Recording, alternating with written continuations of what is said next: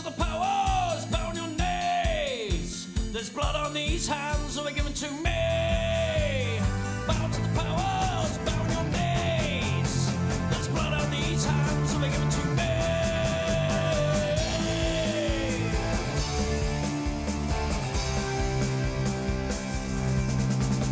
Jungle in the city, where they're gone. Jungle in the forest, cut to the bone. Cuts from within, cuts from without. Cries of the city for a better life. What were these things? Well, fact was by the mean of very lie we've all been told. Exodus moved in the dark and light in search of land for a better life. Reading in blunders and tears roll down in the blue black tops of a ghetto town. Still in wonder of a distant land. One less painting of that sound. Bow to the powers, bow your knees. There's blood on these hands, so we give it to me. Welcome to episode 7 of Cheap Cans, Broken Vans and Basement Bar Bands, the TNS podcast, where we go through all our releases, talk about how they came about and why you should check them out. And today we are joined by a special celebrity guest, Dan Flanagan of many things, Haest, Matilda, Scoundrels, Knife Club, Toxic Wotist, and we will, talk about all of those things. Hi Dan, how are you? Yeah, I'm good. You? Yeah. Yeah. All right. Has Has everyone got a beer? What are we drinking? I'm on alphabet ABC. I'm on a Pomona Island, and I'm not even going to attempt to pronounce that. I've just realised it's a dipper, and it's 8%. It's going to get interesting. How are you done? What are you on? I got Vocation, Hop, Skip, and Juice. Oh, nice. Can't go wrong with Vocation. And we're just celebrating cheap cans all the way through this podcast, aren't we? Yes, I am not drinking any cans that are remotely cheap. Not in the The slightest. last episode, I might have some Skull or something just to, just to give us some Level this all out. Yeah. So this episode, we're doing TNS 61 to TNS 70. Where are we getting into in years wise now? We're on 2007? 17, sorry. Yeah. So yeah, we speed up a bit. I think it's 17. I don't know, it must be around 10 releases, maybe more. So first up, we have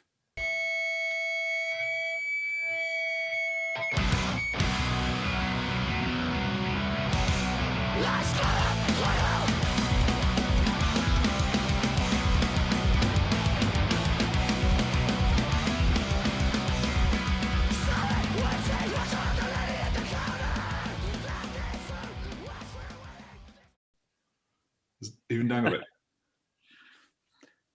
So Dan is really rose to the occasion by actually owning every release, so he can join in the showing of the records. Well done. So very well. So this one was a joint release with Ruin Nation and Urinal Vinyl for Grand Collapse. It's their second album. I think so. I've got another album item from before this. Yeah. So this is the first time we worked with them, I think. Yeah, I'd always Lovely like press.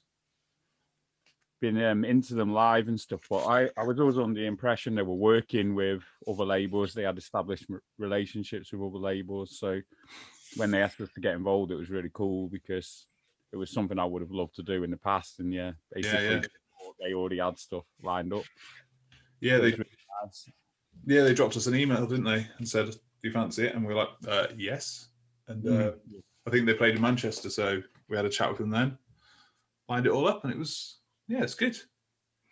Yeah, it's such a strong album. I mean, the one before was good, but they're one of those bands that your jaw drops when you watch them live, aren't they? Just relentless and really amazing musicians.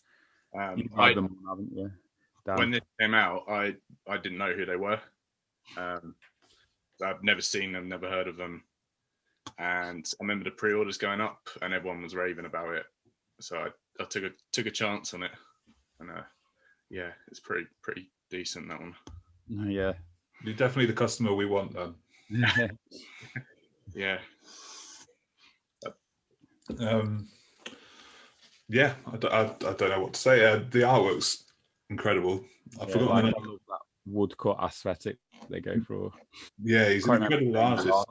Yeah, his work's amazing, isn't it? Yeah, I think lots of good memories of seeing them live. They obviously have done MPF and they've smashed it there, and then they did the Garlic Bread Club gig as well, which was about a year ago to when we're recording this, not to when it comes out, but that was absolutely ridiculous. That was the drunkest room I've ever seen, and I've seen some drunk rooms, and they were on second to last, weren't they? And it just went absolutely wild. In fact, Bev, you picked me up and ran with me into the pit.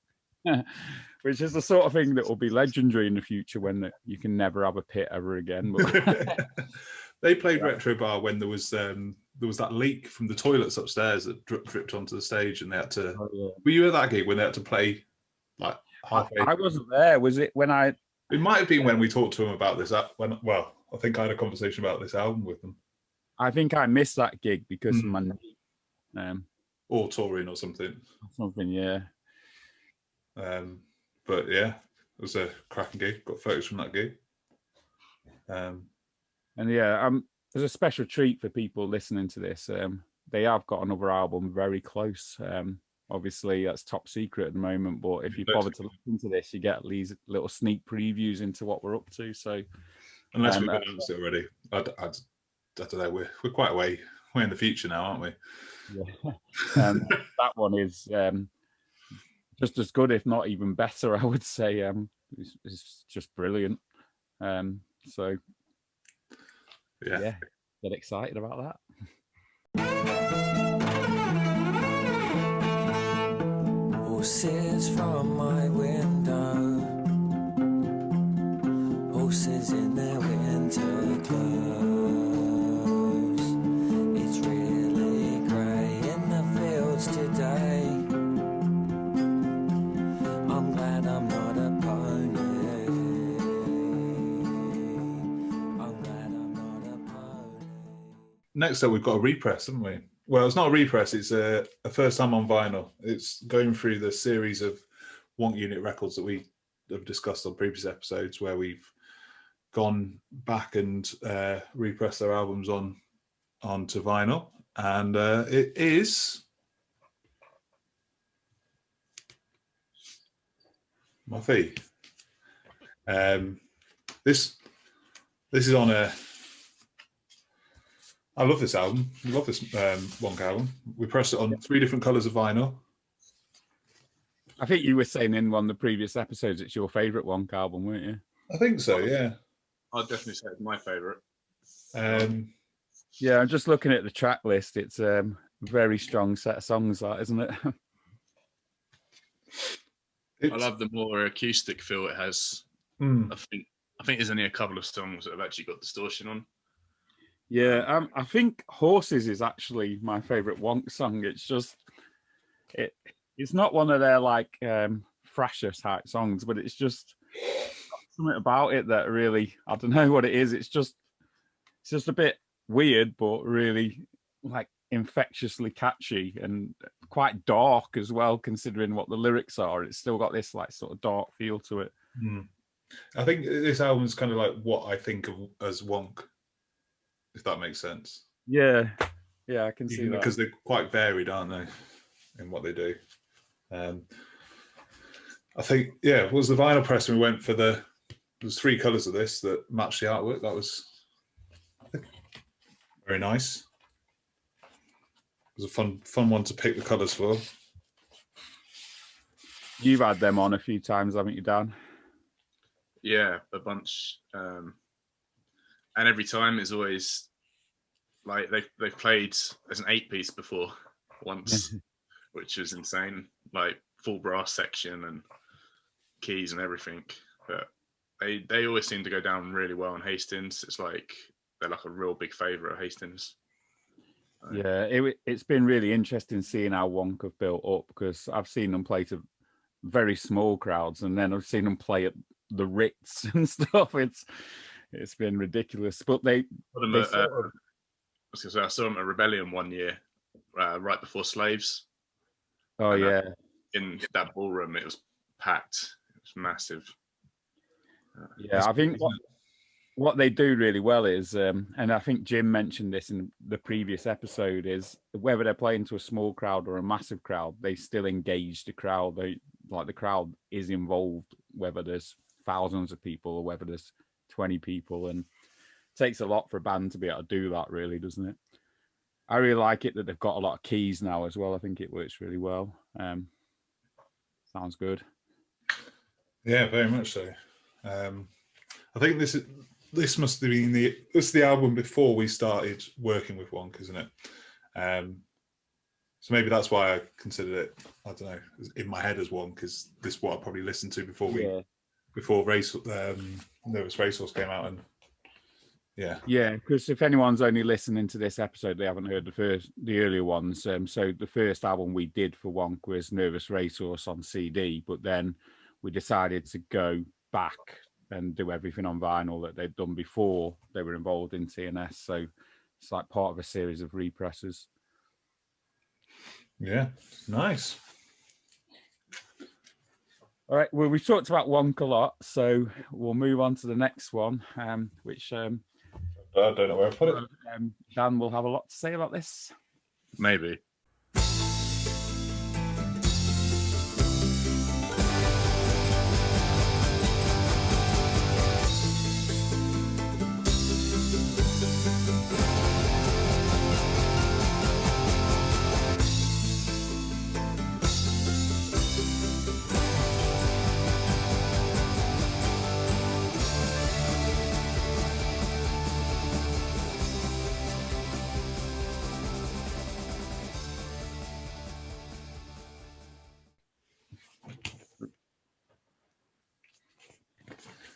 Nice. Before we start on this, I listened back to the other episodes when I was editing them, and the first time we talk about Scoundrels, I sort of listened back and thought, I've kind of made out like Scoundrels have built the Hastings scene on their own, so I just want to apologise to everyone from Haest, from Toxic Wotist.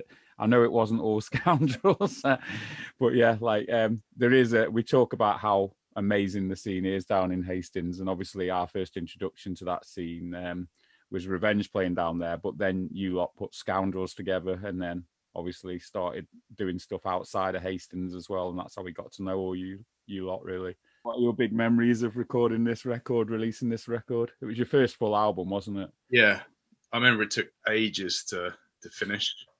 I remember we started recording it at the end of 2016, and it didn't get released till like September the following year, so it took, for some reason, it just took forever to release. But yeah, these definitely are our strongest songs. I think we definitely grew as a band up until this release, I think. Yeah. So you'd released a 7-inch, and have you done some EPs before this? Yeah, we did 2 EPs before and a 7-inch. Which, yeah, we're involved in. I haven't spent much time looking at this, to be honest with you. I feel like I need to now. I definitely need to go back and check it out. I'm pretty sure there's some crackers. So, when we photography in it. Yeah, when we found the Acid Drop album, if you've got that, it's a real treat revisiting the sleeve of that one. I'll leave it at that. Nice, yeah. I can't remember the first time I saw Up Until Scoundrels. I came down to Hastings with Revenge, but that wasn't the first time you went down, was it? No. I remember, I think we played with you in Hastings, and it was like our 3rd or 4th gig, I think. And it was at the Tubman. Yeah. It was like a Halloween one, I think. Oh, yeah, that one was wild, that Halloween one. Oh, yeah. Was I at that one? I think you were. I think I might have been. It was. It was the Pighead gig, wasn't it? Yes. Yeah. I was at that gig. We did the Halloween Tubman, actually, and then they were both wild, but yeah, it was the Pighead one, that one. And that was where an actual pighead got thrown around the gig by one of the bands. which always goes down well with vegans. Yeah. Yeah, Big Hans was especially happy about cleaning blood off his drum kit. But yeah, it's the sort of thing you come to expect from that place, the Tubman. It was sort of, Matt described it as lawless in the best possible way, and I thought that was a nice description. So the Scoundrels album, well, I guess Scoundrels in general, how did the band sort of come about? Because I guess you all had a background in punk, but what made you sort of go down that route, that sound? I wouldn't say all of us were into punk. Quinn definitely wasn't. Quinn's definitely into his folk side of music. Right. And I remember the first night a few of us got together and started talking about it. We just said it would be cool to do something along these lines. And then we all kind of knew different people. So I was friends with James and Jens. Jens knew Jason and Quinn and John. So we all kind of got in touch with other people who might be up for it, and we just got together, and yeah, that was it basically. Came about pretty quick. Yeah, you can definitely hear all the different influences in the album, can't you? Yeah, everyone's got like completely different influences, so it's not overly traditional. I like to think of it as more punk with folk instruments. Yeah, I would agree with that. It's like Danny describes Faintest idea as a punk band with brass, and I would say, I would definitely say that about Scoundrels. It's driven by, I guess, there's a certain heaviness behind it all, isn't there? Yeah, definitely works really well. And then obviously, then there is the sort of the accordion and and Quinn's influence. You can really see there's that real folk element, but so it's really beefy as well in sound, isn't it? Which is great live, and yeah, it's good. Well done. Is it split songwriting between mainly Quinn and Jason? I would say Quinn probably brings majority to, but Jason and Jens do bring a fair share to it, and they'll bring an idea, like whether it's lyrics or a basic chord structure, and then as a group we'll all put our input and change it, and yeah. Nice. Yeah, it's until recently it was so alien to me to have so many people in a band, because I'd always three-piece, and I always find it really interesting when there's so many layers and so many instruments. Well, when we did the split with Boot Scraper, I found it really interesting how Boot Scraper had to add so many instruments to what we did, and I guess having 6 different instruments really gives you a lot of flexibility with what you can do, doesn't it? But then ages to record. And the longer we've gone on as a band, people have decided to bring more instruments to it. Yeah, Jason does like guitar, banjo, whistle. Quinn's now brought a bouzouki involved, and it's turning into like 10 instruments. Yeah, that's cool though. But I think like it's really interesting to see that live, and it just creates a bit more diversity in the sound, doesn't it? Yeah, cool. Yeah, we repressed this album as well, so we've got it. Was it 2 variants to start with, and then we added? We did. Was it yellow and white? Yellow and white. So we kind of took the elements from the front, and we've got the white and the yellow, and then repressed onto the kind of bluer color. Was it? Turquoise. Turquoise. Yeah, if I remember correctly. I've got the white one in my hand. But yeah, nice. I am a fan of white vinyl, actually. Yeah, it's more expensive at some places. That's why we don't always do it. But it looks good. It looks nice. It's always good contrast with the artwork. So next up is a 7-inch I haven't found, because my 7 inches are an absolute mess. But we've got the Domestics. There's nothing more you can leave behind. Get us sick into your mind. Everything's better when the world is black. Grab a fork and make a blast attack lights out. Pump your eyes out, lights out. Put a pen in your hand and pump your eyes out. Why can't see? Tell me what's it all about.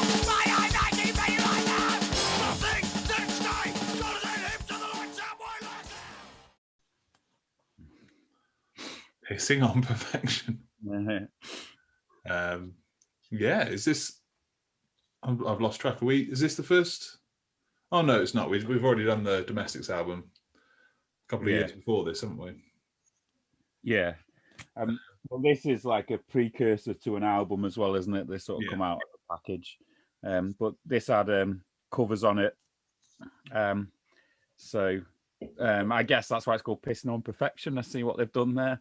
But there's a series of different covers from Angry Samoans, Out Cold, The Fall, Rudimentary, Peni, 5-string dropout band, Gals, is it? Yeah, I think that's how it's pronounced. Was this released at the same time or the same day as the next their album that we're going to discuss next? Was it the same day? Did we release it as a package? I can't remember. I think it was, but I did think about this the other day and I thought I should check that before we record, and then I just didn't. But I think it was. I could probably very quickly check now. Let's have a look. Keep talking. Yeah, I mean, doing covers is quite an interesting thing to do, isn't it? And there's such a diverse mix of bands, aren't they? Quite nice. They used to do the Rudimentary Peni one live, didn't they? I'm not sure if they do the others live. But yeah, they're very much on. Going back to what I said about Boot Scraper Revenge covers album, this is very much the stripping it down sort of thing, isn't it? Getting it down to blazing hardcore, which is also a fun thing to do. If I've set up Bandcamp right, which I probably definitely haven't. No, I don't think I have. The dates are different, but who knows? That's why you've got to get things right first time. Failed. But I'm pretty sure it was linked together, so we might as well talk about the album after Andy's poured his beer. Yeah. What are we on now, Andy? I found that badly, didn't I? I'm on Tiny Rebel. Should we just turn this into? Should we just turn this into a beer podcast? Yeah. Change it to expensive cans. Yeah. Expensive cans and nightliners or something like that.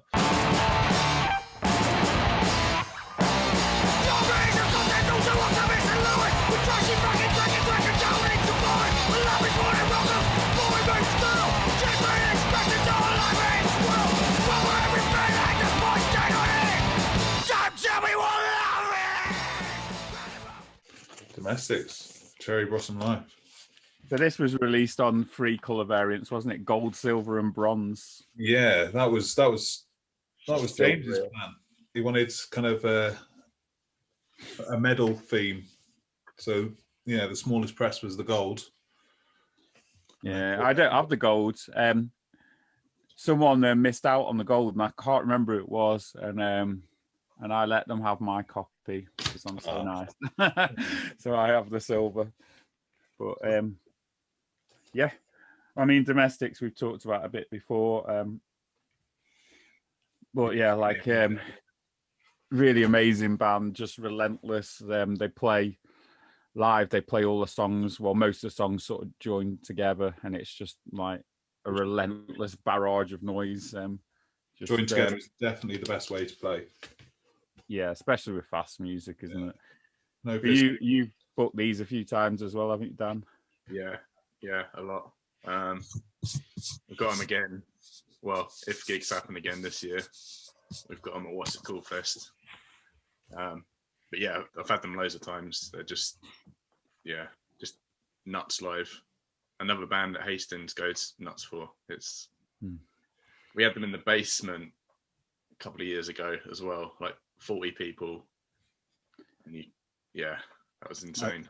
Those basement gigs, I've only been to one, but it's tiny, isn't it? They're just perfect little punk gigs. What's the cap?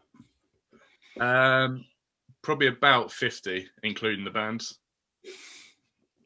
But we squeeze a little bit more in. Yeah, and it's one of those spaces when you go into it, you think, no, it isn't 50. It's about 20. But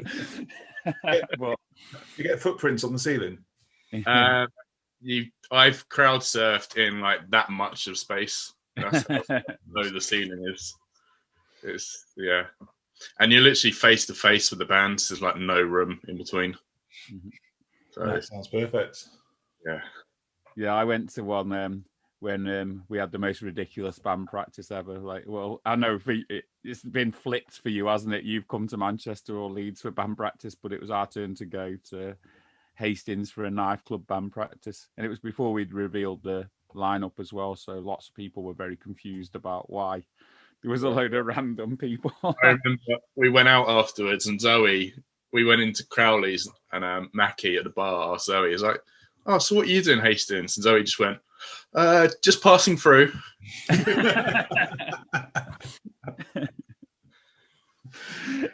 I guess, yeah, we're just passing through on my way from Ipswich to where? I don't know. Yeah, but yeah, it's really cool to those gigs. I'd love to have seen Domestics there. But yeah, another band I guess we've talked about a bit already, haven't we? But they've been really important to the TNS story and to a lot of stories. I'm not sure if we can reveal this, but I'll edit it out if not. But you're doing some stuff with James from the Domestics as well, aren't you? Is that common knowledge or? It's not really, but yeah, it can go out. It's fine.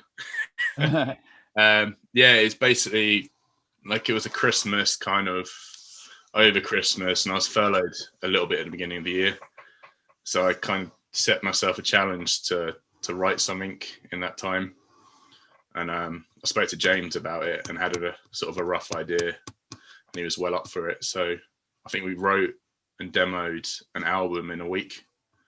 Cool. So yeah, it's in the works. Well, I'm not sure when it'll be ready, but yeah, another special treat for people who are bothering to listen to this. James is one of those people that just doesn't stop, isn't he? He's just churns out projects all over the place, and just tracks all over the place. Although to be fair, I think Dan, you're very much in that category as well, because I think you've got the record for the most different bands released on TNS, haven't you, by one person? Yeah, have I? Is that right? I reckon. Because what have you got? Scoundrels, Hasten, Knife Club. I can't think of anyone else who's been in 3 different bands that have been released. Would you say Tim Loud? Oh, Yeah. If you count a release that's coming up at the end of this, yeah. It's pushed a bit though. Would Tim Loud and the Psychotronic Men be a separate one? If you count that as a separate one. I feel like that gets half a point. I'm trying to think. Yeah, it must be. Interesting. I have to go on a total amount of releases as well, but Andy's out there. We've got a few records to go before we get to the Tim Loud and Psychotronic Men, so we'll make a decision by the time we get to that whether it counts.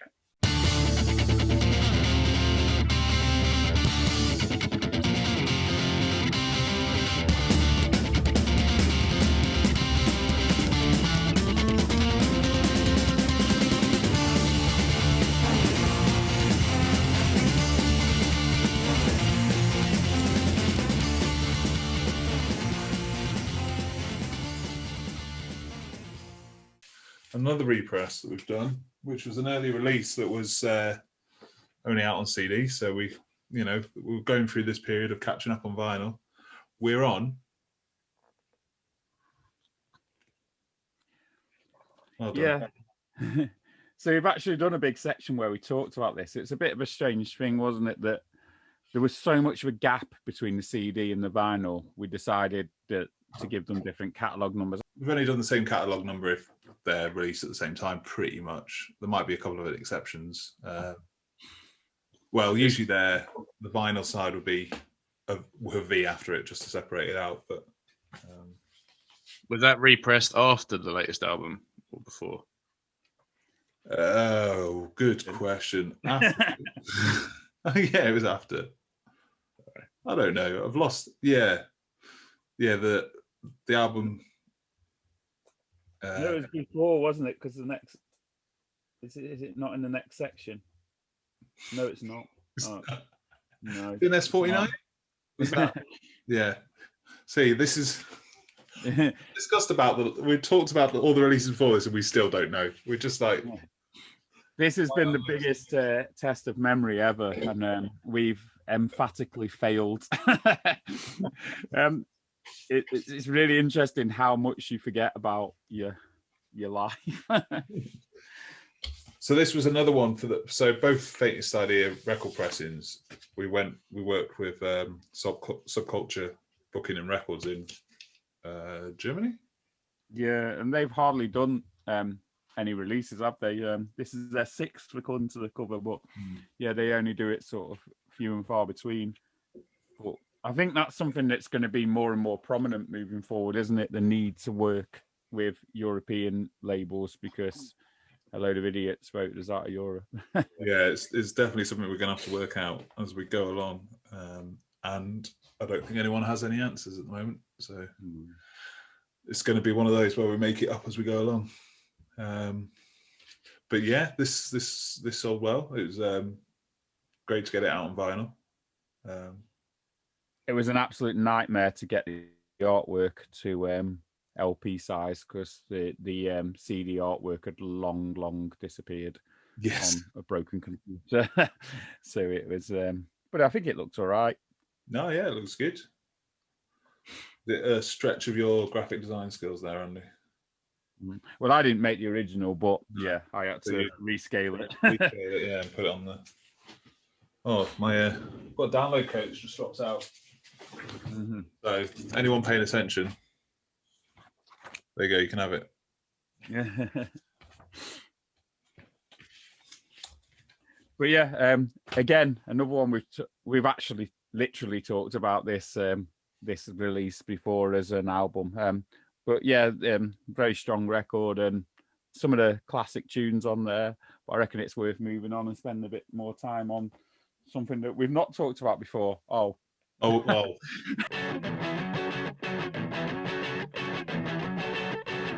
hope that I don't ever end up with a touching woman going to work on a bus with deep and boring hair highlighted. She business suit and naffle pink and there's me basking in the waft of perfume. And there's me. We're really going for a run. So yeah, but this was the first thing we released for Wonk when the CD version, as we mentioned earlier in the episode. Yeah. So, but this episode and the couple before it really see when everyone wanted vinyl, don't they? Yeah, definitely. And this was another one that was difficult on the artwork front. I think it was Mark Richards that it's his photo, and he pulled the artwork together. So there was a lot of searching for the original files for that. We pressed this on. This was a big pressing. I think this is probably the biggest pressing we've done, and it was split between us and Alex's Plasterer Records. So we did. I think this might be the first Wonk unit press that we did a split with Plasterer on Alex's label, and we did 4 variants. I think we pressed 1,000 of these between us, so something like 500 each. With that was the best one. Yeah, Muffy's got Plasterer on the back as well. Oh, is it? Yeah. But I think there's some classic songs on this one as well, isn't there? Like Nan, Go Easy. They're 2 proper live favourites. Yes, yeah, definitely. I think that I can't remember the variants we did. I think we did the red and the green for the splatter. We did cream. I think we did brown. You've got the splatter there, haven't you, Dan? Yeah. That was only 100 press. That was I'm pretty sure. An orange. You made a post saying, "Oh, what colours should we do for this release?" I think you were doing like a vote or something. Oh no, we did that for Muffy, and I put up this, and I suggested that colour. Oh, quite possibly, yeah. Yeah, I wanted brown. I thought it was nice to have brown. I've talked in previous episodes how I quite like traditional like black vinyl, or I quite like white. But if you're going to have it's quite nice to have a hideous colour for some things, isn't it? So a nice brown or sick green or something. I reckon the brown's nice. Yeah, I know. No, in a sort of retro way. That's what I thought. It is a fun thing of the record label getting to pick vinyl colours. So should we move on? Because there's no point spending time on vinyl that we've records that we've talked about already. We better move on to something special that we've not already talked about.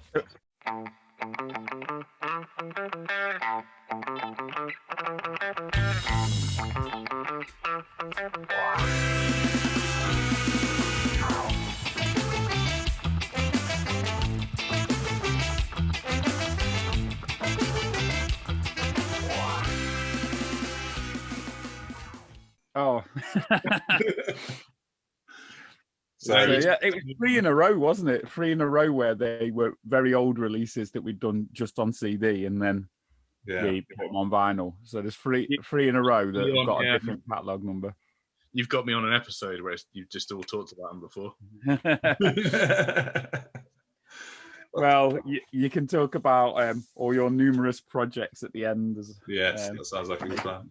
So this was the band's, I think it was Francis or the band's idea that came to us and went, we'd like to get this out on vinyl after being on CD. And I think they were coming back to play a few shows. I'm not sure timescale, but maybe they were playing MPF or something. I saw them at MPF, and that was the first time I saw them, I think, or maybe the only time I think I've seen them. I didn't know who they were or anything then, but they kind of blew me away a bit. It was, sound control upstairs, I think, and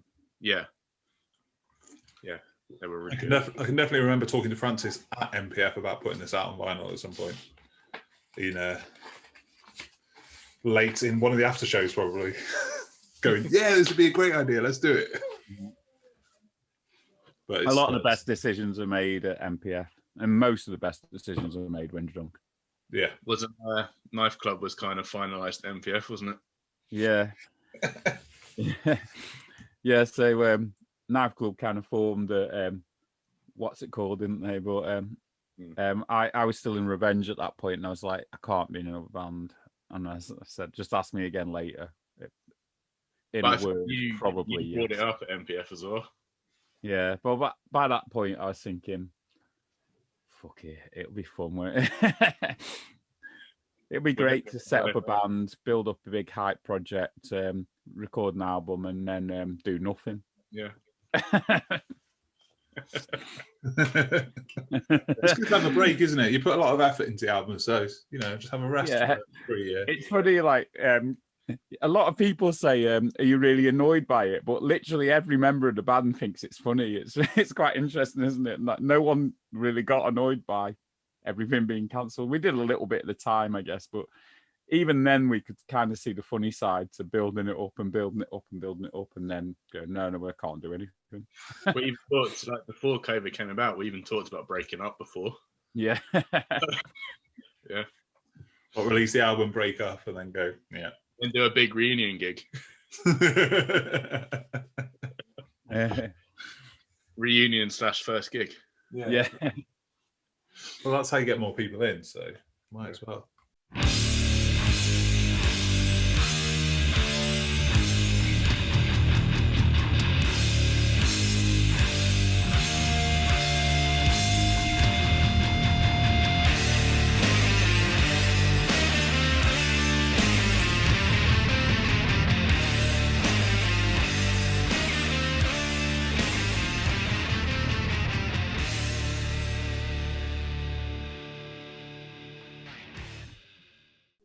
Yeah, so I think this is our only official tape. Yeah, it is, isn't it? Next one. Have we decided yet? I'm still so Tim Loud and the Psychotronic Men. So I'll tell the backstory and then we can make a decision. So we went on tour with Tim, and we talked about this idea of doing like a little project where you sort of wrote the songs in the studio, recorded them and mixed them in a weekend.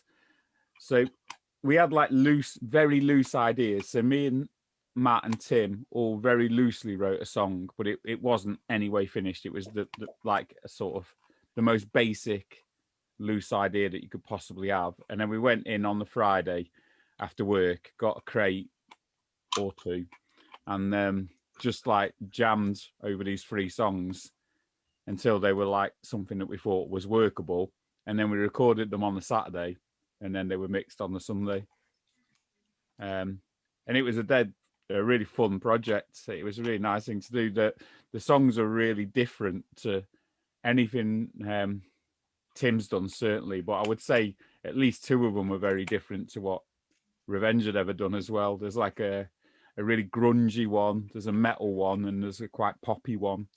So it was a really interesting project. Well, our friend Tommy from No Time in America, who Dan's worked with quite a lot actually, which we can mention in a minute, but he's really sound, but he runs this mainly tape-based label, No Time, and he said, I just really like the idea of it. I'll whack it on a tape. But the initial idea was just to release it digitally. And then Tommy said, oh, let's do it on a tape. So we thought, well, TNS has always been about the physical product, about having something that you can actually take away from a gig, you can keep, you can have in your collection. So we thought, why not? It's a ridiculous project even. So we might as well document that through releasing it in this way. So that's how it happened. In terms of the big question, it never did a gig, but then Knife Club have never done a gig. So does that count as a band? Well, did you play one of his songs at your last gig? Yeah, we played one of the songs at the last gig in the All-Star set. So I think that means that it's a draw, doesn't it? I think that means it counts. It was played as a revenge band, wasn't it? Also, when I was setting up the digital for this, it was Would that be a cover? And I had to do it as Tim Loud's band plus the Psychotronic Men, because they just kicked off about the name. I don't know. It was a faff. I think it counts. Let's count it. So looking at the artwork, what's all the images down the side? Yeah. So I had forgotten about that until and I don't really know how those images came about. Like, obviously, this guy's from some sort of goth type horror band. I don't know who you doing them as their lookalikes, kind of. Yeah. So that was Matt's lookalike. Big Hans's lookalike's Kane, who he doesn't really look like, but a random girl on a tram said he looks like Kane. Apparently, that must be Tim's lookalike. That's not my lookalike. It's just me. I lost last night, dating the episode again. But and then Peter Crouch, I guess, is just because it's called Some of These People Come From Stoke. It's got a Staffordshire oatcake on it. Although Peter Crouch doesn't come from Stoke, does he? No, but he played for Stoke at the time. So I reckon I can guess who wrote each song. Yeah, I think it's pretty easy enough to do. Was it you, the first one? Yeah, first one was me. Matt was the second. Yep. And obviously Tim wrote Sensible Party. Yeah. Because all he does is come on in it.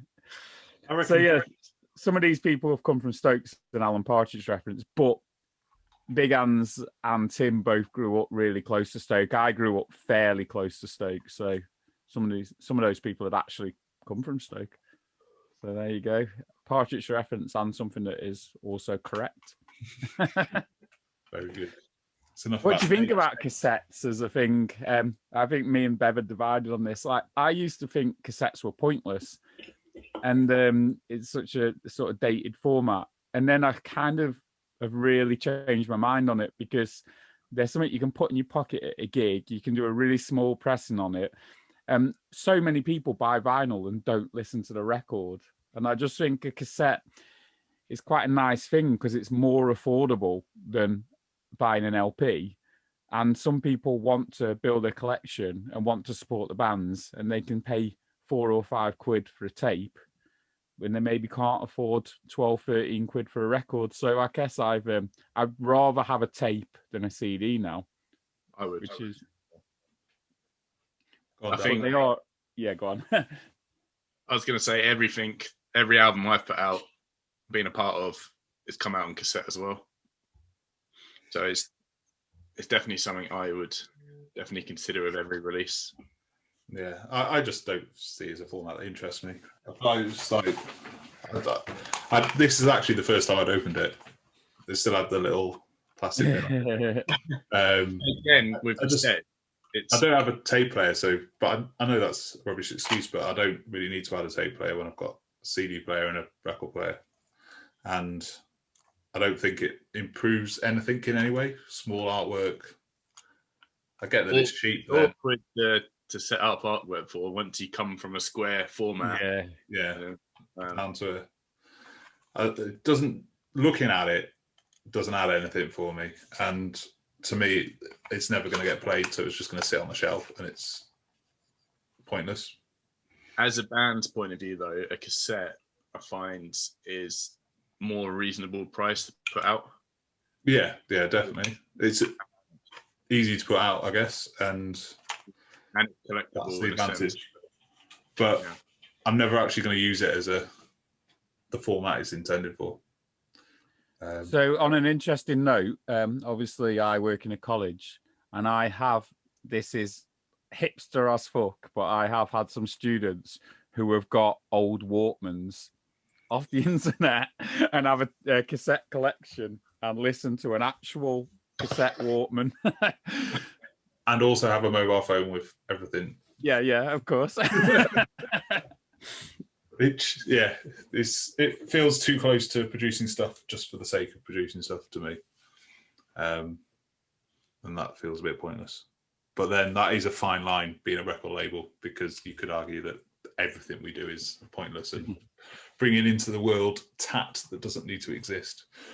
But I'm not going to go down that line too much, because then it might make me question everything. Who'd have thought we'd go down such a philosophical route with us? But yes, sorry, Tommy. I like your takes, but yeah, you've been working with Tommy. Tommy does great work. It just doesn't do anything for me. Yeah, you've just done some stuff with Tommy, haven't you, Dan? Yeah. When's this coming out? Like 6 weeks time. Yeah, there's definitely going to be a new Toxic Wotist release on cassette. Cassettes, they're a great idea. Well done. I'm looking forward to it. Over Christmas, or just before Christmas, Haest did a live stream in a studio, like proper recording and everything, and we were just going to chuck the songs out on like Spotify and Bandcamp and etc. And Tommy offered to do cassette, and we thought that's a pretty cool way to release it. Like, we may as well like go halves on it, release a cassette, one time kind of pressing sort of thing. Yeah, and I think that's kind of why we did it with this release, isn't it? That's why because it's the only tape on TNS, but it is nice to have things on a physical format. If there's only one option to have it on a physical format, it's a good way to get it out there, isn't it? Rather than just CD. Something that's in the digital ether that doesn't exist in reality. There's some people who buy it all three formats, isn't there? I have to say, growing up, it was a bit of a dream to have something I released on all three formats. But I guess I'm talking about when you would go into a record shop and they would have all three formats in the record shop in like the 90s. Yeah, even I'm old enough that the first music I probably bought was on tape, I guess. Yeah, and I had like tapes in the car. It was the only way for those magical tape inserts that play digital things. Yeah, because then, I had tapes, in my teenage years when that was the only way I could play music at home or in the car, I guess. I guess when I first got into buying music, I didn't have a CD player when I first got into buying music, so I bought everything on tape because it was the only option. But then I got to the point where I managed to talk my parents into getting me a CD player, which is one of those little handheld ones that when I was about 15, 16. And then CDs, I think we've mentioned this on a previous episode, but like when I was 15, a lot of stuff was like 15, 16 quid on CD. And stuff like a lot of the punk I like that was from America, some of it was imported and it was like 20 quid for a CD. So I remember buying Ash 1977 on tape because the CD was 14 quid and the tape was 5 quid or something like that, in that ballpark. You've got to ask though, why are people putting things out on tape and not mini disc? Big Hands would love it if mini disc came back. I definitely went through a mini disc phase. I've got to show you one release that I've got a release that's on a floppy disk, but I don't know if I'll be able to find it. I've literally picked up a box set of an album, which is all on floppy disks. That's one song on each disc. See, I do like it. It's because I'm such a painful hipster. There's no way I could play that. I don't have anything that I can play a floppy disk. Yeah, I kind of like that as a thing. It looks nice. The colours look nice, and I don't know. There's something different about it. But yeah, but then there was a spell when digital got really prominent, where people were trying to find ways of releasing something that was collectible. When I remember, was it Pacer who released just a fanzine with a download code to begin with? Yeah. But then they ended up putting it out on vinyl anyway because they made enough money off that. But there was a time when, maybe a year or so, when people were thinking, how do we find something to combat digital to make people want to still have a physical product? And then I guess vinyl just went huge again and it became irrelevant. Well, I guess vinyl answered that question in a way. Yeah, of course, yeah. Lots of things were tried out and vinyl came back as the thing. What's CDs like with you and the label? Are they still a big seller? They do all right, don't they? Yeah, they've kind of seemed to have picked up during lockdown. I think, like, I don't know whether it's the same with you, but Andy's always said that CDs sell better at gigs and people wait to pick up CDs at gigs. But in lockdown, for us, I found like it's pretty split, I think. In our releases during lockdown, I feel that CDs have picked up. I don't know whether it's just what we've put out, but it might be that people aren't, would usually just go straight to the band and pick them up from gigs, and they're having to buy them online. So vinyl sells more, but CDs aren't going away. But it's kind of hard to get. We don't sell enough to do a big full pressing, so we've got to kind of do smaller runs to make it work or be worthwhile. So it's kind of a difficult balance. But yeah, most things we put out now, we'll do a small run of CDs alongside it.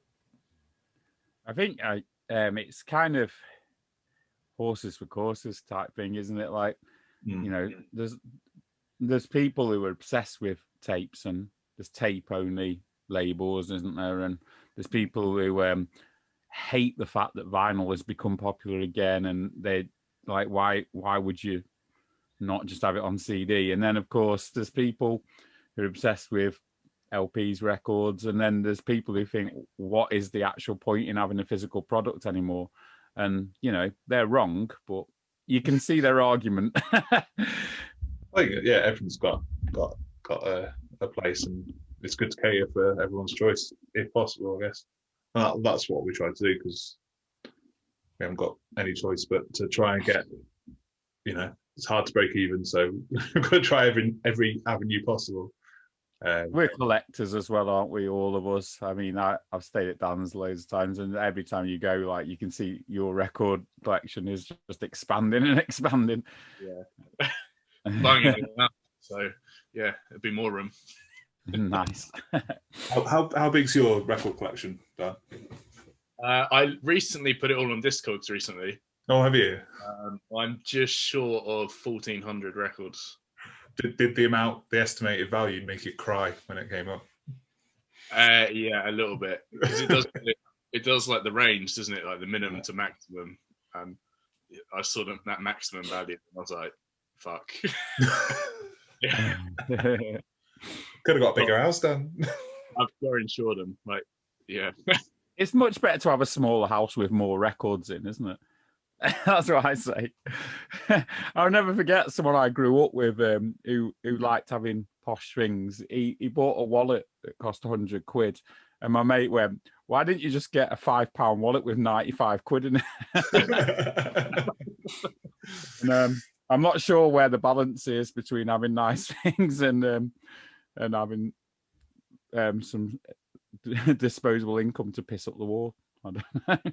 It is a difficult balance. Mm-hmm. Should we go on to the next record? Yeah. I've opened another beer at the wrong point again, but this is a first chop one, and so our mate Freddie, first hop even. Oh yeah, it's called it's First Chop Brewery, but this beer's called First Hop. But our mate Freddie brewed this, so nice one, Freddie. So I opened one and nearly finished it. It's called Merc Life Balance. Yeah. It's pretty good. What brewery is that? Is that Northern Rock? Magic Rock. Magic Rock, that's the one. Yeah. Nice. One of the things that's really drawn me to craft beer, which I wasn't especially into until lockdown, and then Bev is largely to blame for getting me into this, but I am glad I'm into it. It is so much nicer. But they like a pun, don't they? Oh yeah. You know, it's nice beer with a pun and quite nice graphic design, and yeah. So well, they're in small cans as well. Like, yeah, I don't know, you get the big can. Yeah, I don't know. These are just obviously they're still cold at the bottom. Like, yeah. So it's all glass.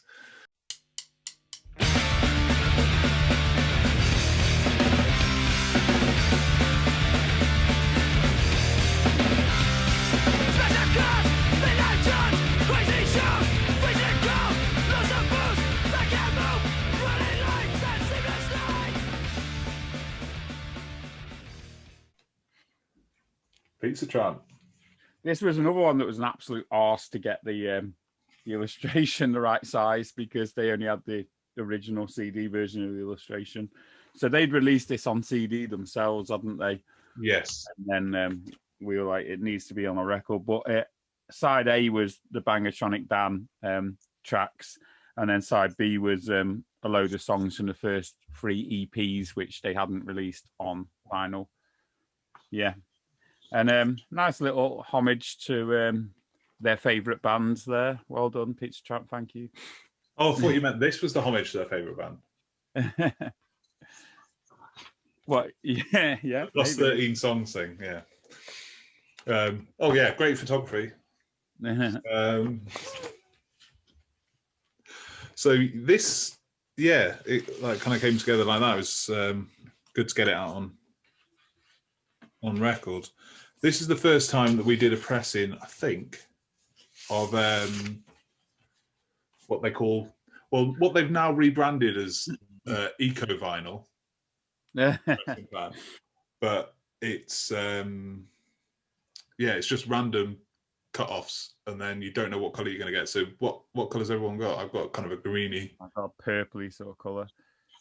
Kind of light purple. So they're all unique. They're just like off-cuts or off-bits. Yeah. Big Hans has collected every variation of every TNS release, and this broke him. He couldn't take it. He was like, because obviously they got delivered to him and stuff, and he was looking through them going, there's just loads of different colours.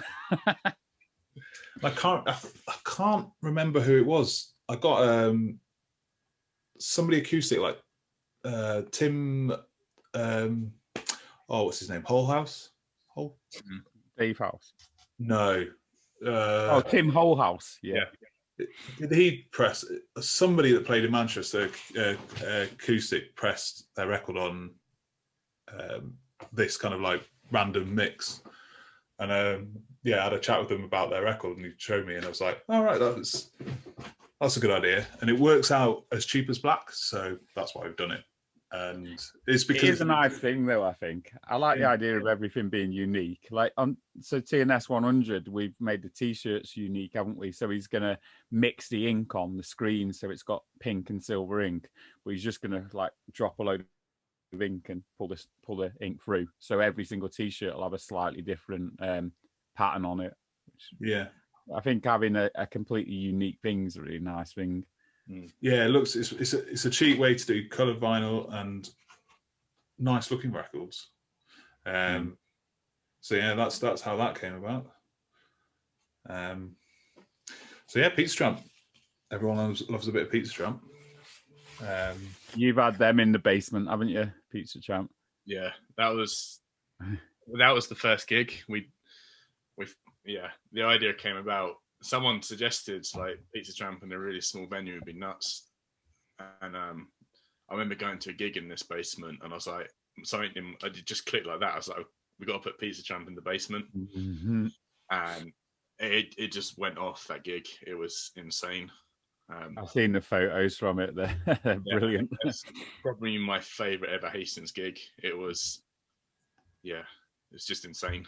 I love when ideas come to you like that, because you've got like different influences, like different conversations, and then you just like, oh, actually, yeah, this kind of merges together, which is kind of how a lot of TNS stuff comes together, because we get like influences from different ideas, different people, and kind of, I guess we're always thinking about what we can do with TNS. We think about it every day, and then you get those different ideas come in, which we'll probably, I don't know, talk about in different episodes. But it's kind of like when you, for me, it's kind of a lot of the time when you're stood watching a band and things just like kind of filter through, and you go, yeah, that works, let's do it. And then usually you're pissed and we have a conversation about it, and that's why all the best drug ideas come out. You put a reminder in your phone and you get a reminder and you have no idea what it means.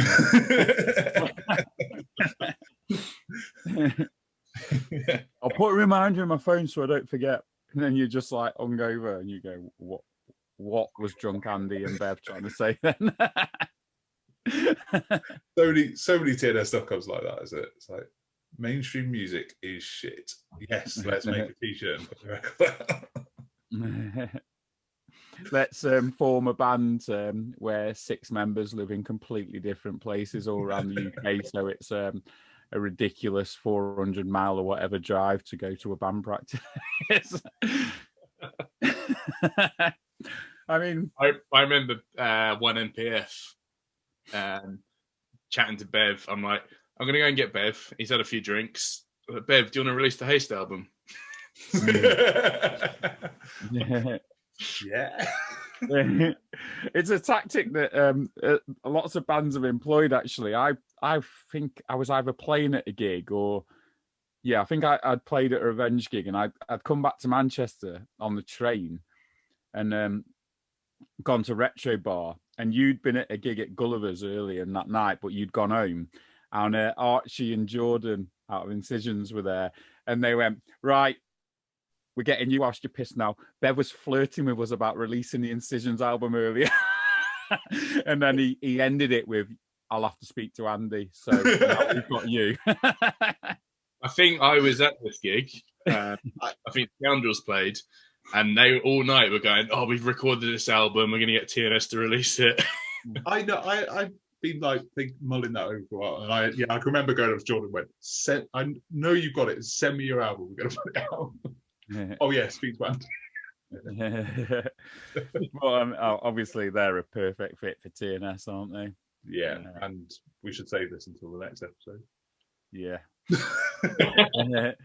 So I think that is this episode done. Thank you so much for joining us, Dan. Why doesn't Dan tell us about what's it called first? It's sold out. Or Toxic, what's it, or whatever you.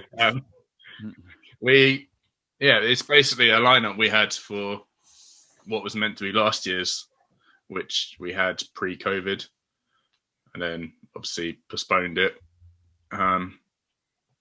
We announced a few of the bands again, like literally 2 days ago, and it sold out in less than 2 days. Nice. We got Filaments headlining, Pizza Tramp playing, Knife Club are playing, if we ever play. Domestics. I could probably give away some more bands we haven't announced. We got Brassic playing. Haest are playing.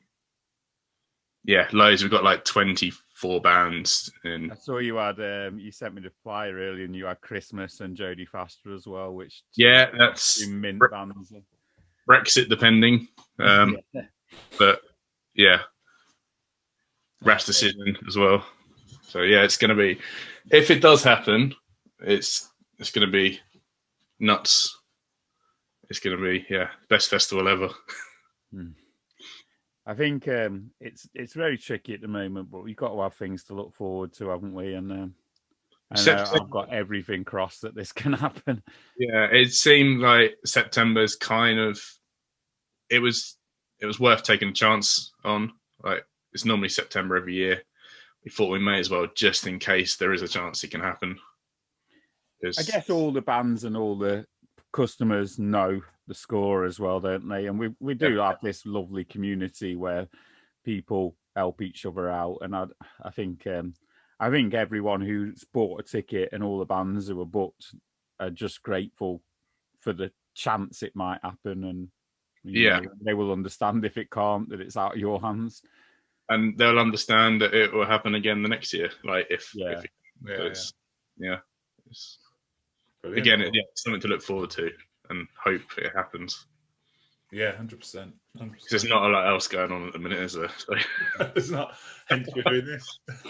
Yeah, but yeah, it's an incredible lineup, and you'll get to hear this in the previous episode. We proper sing the praises of like the Hastings scene. It's just an awesome place to go and gig, and just go and watch gigs as well. It's so nice one to all you lot. You know, it's awesome stuff. Yeah.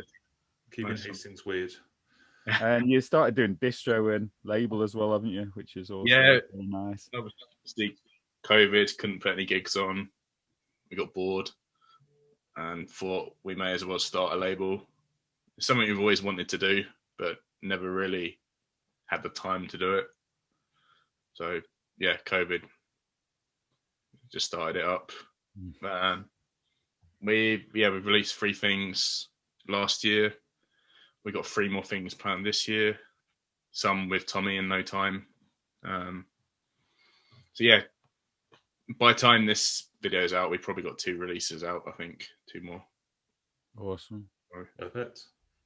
I think the only positive things I can take out of everything that's gone on really is it has increased people wanting to create things, wanting to do positive things, but also the appreciation of all the positive things we already had. And I think everyone did appreciate it, but it really hammers home how lucky we are to have such a fucking really eclectic and well supported scene, doesn't it? And I think that's beautiful, really. Obviously shit circumstances for it to come about, but still amazing to know that everyone gives such a shit, really. Yeah 100%. Well, thanks very much, Dan.